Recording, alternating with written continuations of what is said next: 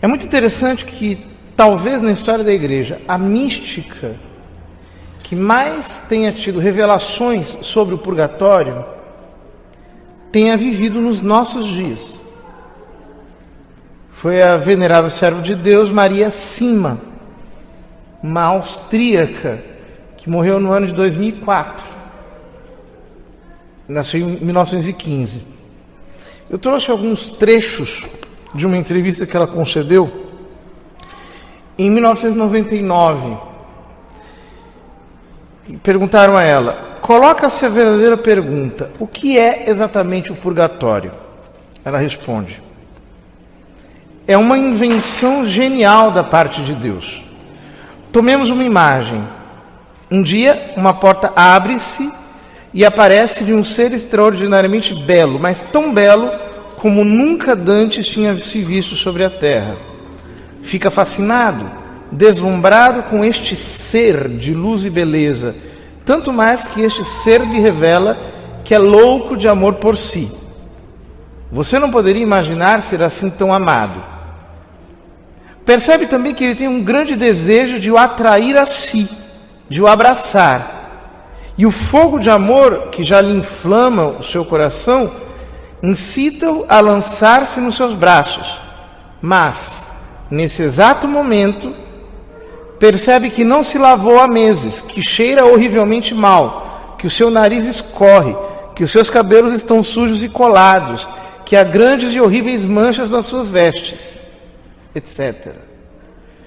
Então você compreende que não pode apresentar-se nesse estado, que antes de tudo é necessário ir lavar-se, tomar um bom banho e em seguida voltar depressa para tornar a vê-lo. Mas o amor que nasceu no seu coração é tão intenso que este atraso, causado pelo banho, é absolutamente insuportável. A dor da ausência, mesmo que dure apenas alguns minutos, é uma queimadura atroz no seu coração, pois é proporcional à intensidade da revelação do amor. É uma queimadura de amor. O purgatório é isto. É um atraso imposto pelas nossas impurezas. Um atraso antes do abraço de Deus. Uma queimadura de amor que faz sofrer terrivelmente. Uma nostalgia de amor. É precisamente esta nostalgia que nos lava do que ainda é impuro em nós. O purgatório é um lugar de desejo, do desejo louco de Deus, do Deus que já conhecemos, porque já ouvimos, mas ao qual não estamos ainda unidos. Veja, Maria Sima via as almas do purgatório, convivia com elas, e a vocação sua era rezar pelas almas. Diz a entrevistadora: as almas do purgatório falam muitas vezes a Maria a respeito do grande desejo que tem de Deus e de quanto este desejo lhes é profundamente doloroso. Trata-se realmente de uma agonia.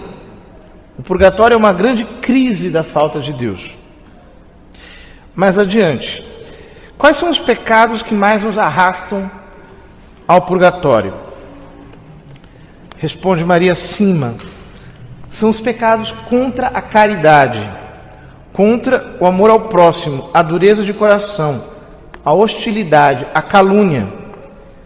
Disse que a maledicência e a calúnia são as piores máculas que necessitam de uma longa purificação.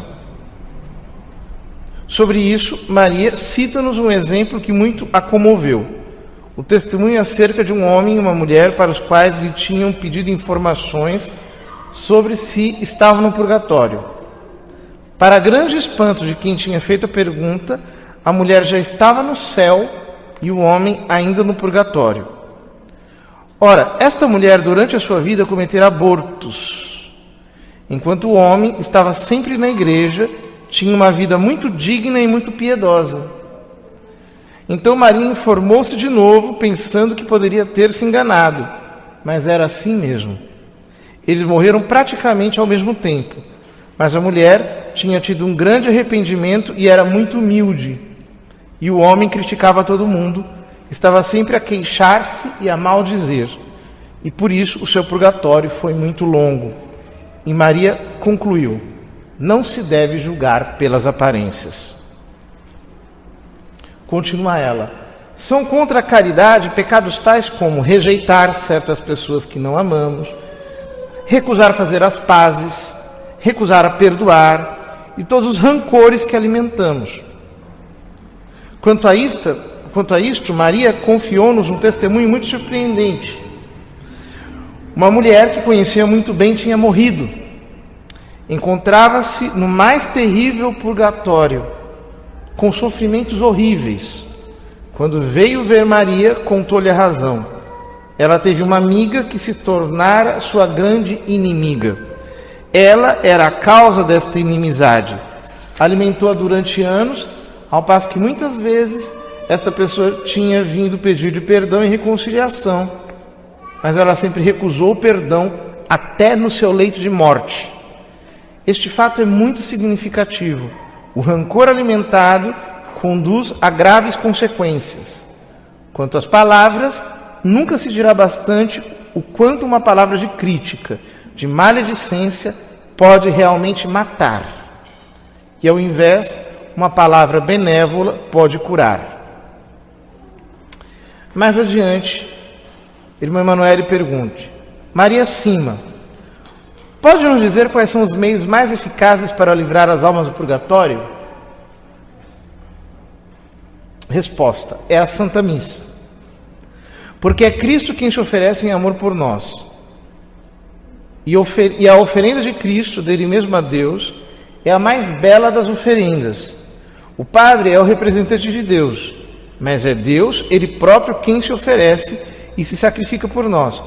A eficácia da Santa Missa pelos defuntos é tanto maior quanto maior tiver sido o seu amor pela missa durante a vida e dela participavam, de todo o coração, também durante a semana, de acordo com suas possibilidades.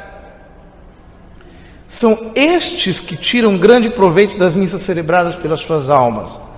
Lá também colherão como tiverem semeado em vida.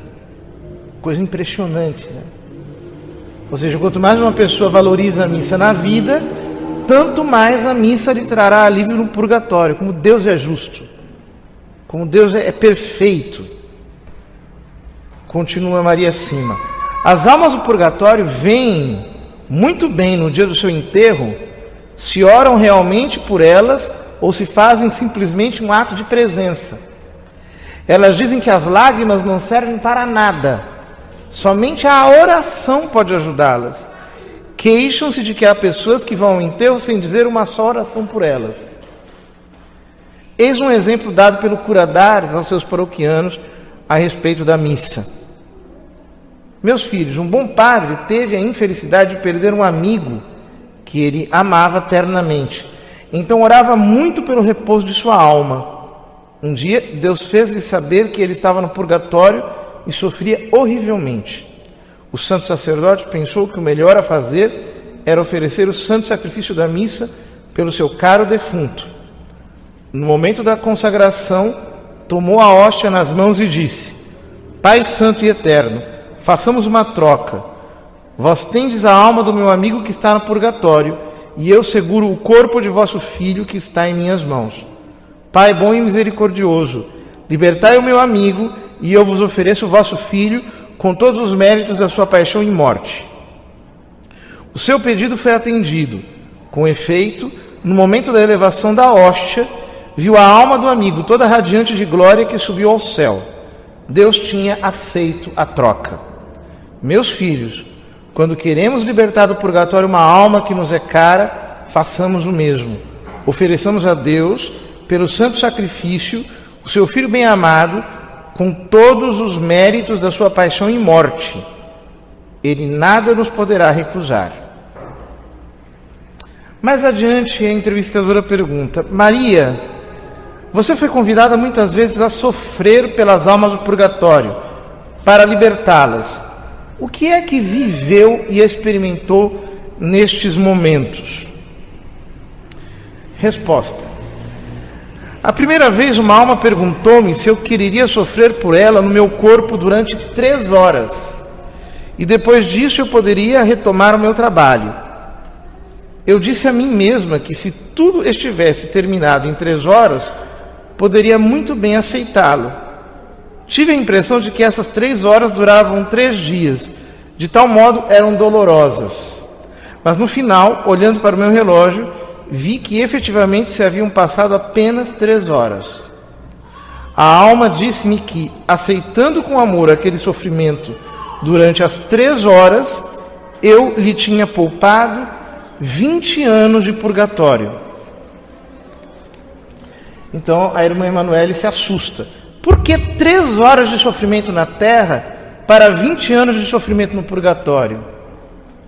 Responde Maria Sima: porque os sofrimentos na terra não têm o mesmo valor. Quando se sofre na terra, pode-se crescer no amor, pode-se ganhar méritos, o que não é o caso dos sofrimentos do purgatório, onde servem somente para nos purificar do pecado. Na terra temos todas as graças, temos a liberdade de escolher. Está vendo? Por isso não se queixe dos seus sofrimentos. Ou seja, quando Deus nos manda o sofrimento aqui, a proporção de sofrimento de que nós estamos sendo livres do lado de lá é incomparável. Continua Maria Sima: isto pode dar um sentido extraordinário aos nossos sofrimentos. Oferecidos e acolhidos com paciência e humildade, assim como os menores sacrifícios que podemos fazer, podem ter um imenso poder para ajudar as almas. A melhor coisa a fazer é unir os nossos sofrimentos aos de Jesus, depositando-os nas mãos de Maria, pois é ela quem saberá utilizá-los melhor, porque muitas vezes não conhecemos as necessidades dos que nos cercam. Maria Santíssima devolver-nos-á tudo na hora da morte, e os sofrimentos oferecidos serão os nossos mais preciosos tesouros no outro mundo. Então a irmã Emanuele diz: muitas vezes quando nos vêm os sofrimentos, nós nos revoltamos. É-nos muito difícil aceitá-los e vivê-los bem. Como viver o sofrimento para que ele possa produzir fruto? Maria Sima: os sofrimentos são a maior prova do amor de Deus. Se os oferecemos bem a Deus, podem salvar muitas almas. Irmã Emanuele: como fazer para acolher o sofrimento como um presente e não como uma punição, como acontece muitas vezes? Ela diz: é preciso entregar tudo à Virgem Maria, pois ela é quem melhor sabe quem tem necessidade de tal ou tal oferta para ser salva. A respeito do sofrimento, Maria Sima contou-nos um testemunho espantoso. Isto passou-se em 1954. Uma série de avalanches muito destruidoras caíram sobre uma pequena aldeia próxima da aldeia em que morava Maria Sima. Soube-se mais tarde que outras avalanches se desencadearam sobre ela, mas se detiveram de maneira totalmente milagrosa, de modo que não houve nenhum prejuízo. Neste lugar, morreu uma mulher que tinha estado doente durante 30 anos e que, mal cuidada, sofrera muitíssimo. Ela tinha oferecido todos os seus sofrimentos e suportara-os com paciência para o bem da sua comunidade. As almas comunicaram a Maria que a aldeia tinha sido preservada das avalanches graças à generosidade daquela mulher. Se ela tivesse tido boa saúde, não teria podido salvar a aldeia. Pelo sofrimento suportado com paciência, salvam-se mais almas que pela oração. Contudo, a oração ajuda a suportar os sofrimentos. Não olhemos o sofrimento sempre como uma punição. Pode ser aceite como expiação, não somente por nós mesmos, mas sobretudo pelos outros. Cristo era a própria inocência, e foi Ele quem mais sofreu pela expiação dos nossos pecados. Somente no céu conheceremos tudo o que obtivemos pelo sofrimento suportado com paciência, em união com os sofrimentos de Cristo. Veja que riqueza. São apenas alguns trechos. O livro é bem maior, mas nós vemos aqui na experiência da Maria Sima o que o convívio com as almas do purgatório pode produzir em nossa alma. Ou seja, nós passamos a enxergar tudo de uma maneira sobrenatural. O que importa é a salvação eterna e, no plano da caridade, adiantar o quanto antes a união destas almas que estão presas no purgatório com Cristo, seu divino esposo, que quer unir-se a elas para lhes comunicar a sua alegria, a sua santidade. Não canonizemos as pessoas na terra, isso é errado. Às vezes nós dizemos, não, fulano era tão bom, não preciso nem rezar pela alma dele, já está no céu. E a pessoa está lá penando no purgatório, abandonada, esquecida, porque não se reza por elas. Um dia nós também iremos para o purgatório. A Maria Sima diz na entrevista, em determinado momento, eu creio que eu irei para o purgatório. Imagine, uma mulher que tinha uma santidade tão grande, dizia de si mesma, eu irei para o purgatório certamente. Por quê? Porque a quem muito foi dado, muito será cobrado. Vamos, portanto, queridos irmãos, sufragar as almas do purgatório e ler coisas da doutrina da igreja que falam sobre isso, esses testemunhos desses santos místicos, para avivar mais a nossa consciência dessa realidade. Porque, lamentavelmente, as pessoas parece que esqueceram disso tudo. Não existe mais céu, nem inferno, nem purgatório, nem nada, nem sufrágio. Meio que tiraram da sua imaginação esses conceitos e, por isso, acabam vivendo uma vida tão mesquinha, sem generosidade alguma. Que nós possamos aprender de todos os santos a obra de caridade, de rezar em sufrágio das almas, e assim receberemos muitas graças de Deus, porque esta é a obra de caridade que Ele mais aprecia, porque em socorro daquelas que não podem fazer nada por si mesmas.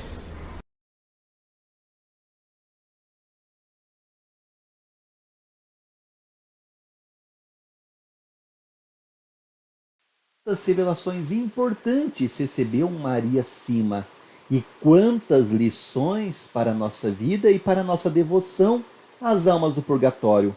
Aos que quiserem conhecer as mensagens, as revelações e as histórias que Maria Sima conta, eu recomendo o livro As Revelações do Purgatório. Se você quiser adquirir este livro, está aqui embaixo na descrição do vídeo, ou então pelo site www.salvemariasalvejosé.com.br. Aproveite o livro da Maria Sima, que mostra as revelações do purgatório, está com frete grátis e preço promocional para o mês de novembro, que é um mês dedicado às almas do purgatório. Garanto o seu As Revelações do Purgatório de Maria Sima. E também deixo duas outras indicações. O livro As Verdades sobre o Purgatório, um livro completo para resgatar todas as verdades do purgatório, principalmente a partir dos ensinamentos das histórias dos santos, dos místicos. E também deixo como sugestão o livro Livrai-nos desta Dor, o maior devocionário de orações dedicado às almas do purgatório do Brasil. São mais de 50 orações, orações como novenas, oração para cada dia da semana, oração dedicada à paixão de Nosso Senhor, Nossa Senhora, São José, São Miguel e aos santos, em honra às almas do purgatório. São preciosas orações, mas uma maneira completa de assistir a Santa Missa em honra às almas do purgatório. Garanto o seu também Livrai-nos dessa Dor, e tem esse devocionário para levar em todos os lugares e estar sempre rezando pelas benditas almas do purgatório. Os 3 livros estão aqui embaixo na descrição do vídeo. Salve a Maria, salve José.